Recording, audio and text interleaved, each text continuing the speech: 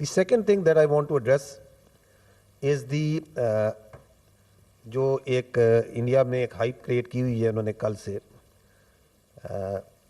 کہ 15 لوکیشنز پہ پاکستان نے اٹیک کیا. Now یہ جو 15 لوکیشنز پہ وہ جو کہہ رہے ہیں اٹیک کیا ہے, it is such a fantastic and cooked up story کہ you can just laugh about it. I'll ask few questions on this. The first question is کہ is the Indian government and the armed forces, are they living in 18th century or 21st century? Because in 21st century, every projectile leaves a digital trace and signature.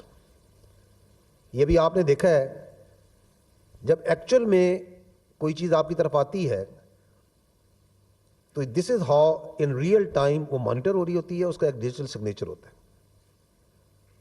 کیونکہ 21st century میں تو ایسے ہی ہے, وہاں ایسے نہیں ہو سکتا کہ آپ کوئی بھی بیٹھ کے اسٹوری کو کپ کر لیں. دوسرا سوال یہ ہے کہ when this Indian government is going to transit from the theatrics and cinema to the actual world in which we are living, یہ کب ہوگا؟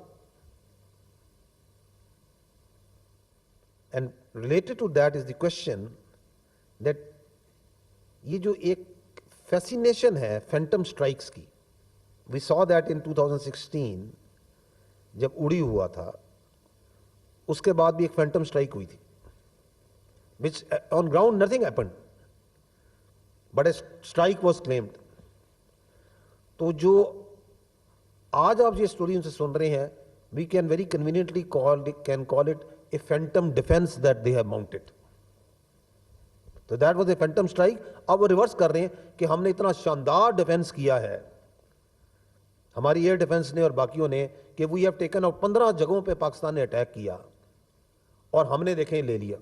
اب یہ جو اس کی وہ ثبوت دکھا رہے ہیں, یہ آپ اگر اسکرین پہ دیکھیں تو یہ دکھا رہے ہیں, یہ جو مختلف جگہوں پہ وہ دکھا رہے ہیں کہ جی یہ اپنا یہ پروجیکٹ پاکستان نے بھیجے, میزائلز بھیجے اور وہ اس فیلڈز میں آ کے دیکھیں یہاں لگے ہیں.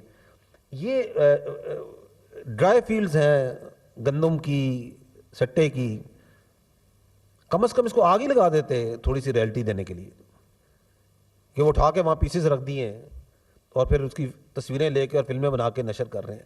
اس لیے ہم یہ سوال کرتے ہیں کہ ریئل ورلڈ میں سینما سے, تھیٹر سے نکل کے ایکچوئل ورلڈ میں کب آئیں گے؟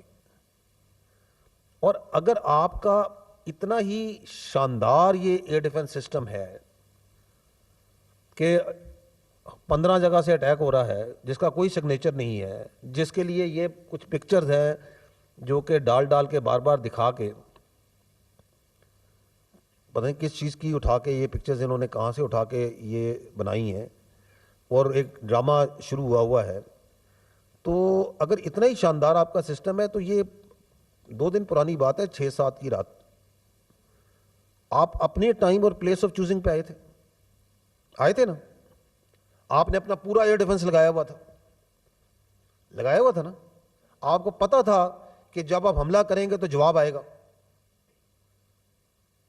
تو یہ 5 آپ کے جہاز کیسے گر گئے؟ پھر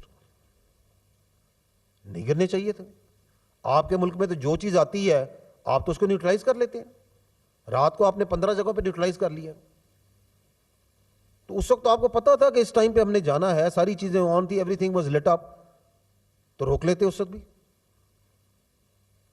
سو اس لیے یہ ڈرامہ کم کرنے, اس سے جو مقاصد حاصل کرنے ہیں اپنی ڈومیسٹک کنزمپشن کے لیے, پتہ نہیں کس پرپس کے لیے کر رہے ہیں, اس کو برائے مہربانی اس سے اجتناب کریں. یہ جو وار ہسٹیریا کریٹ کرنے کی کوشش کر رہے ہیں اس سے تھوڑا سا خیال رکھیں, اس سے اجتناب کریں.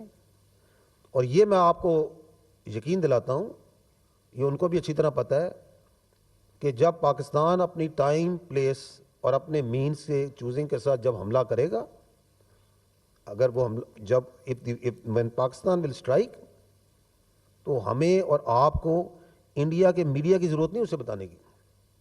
دی whole world will come to know. Its reverberations will be felt every where.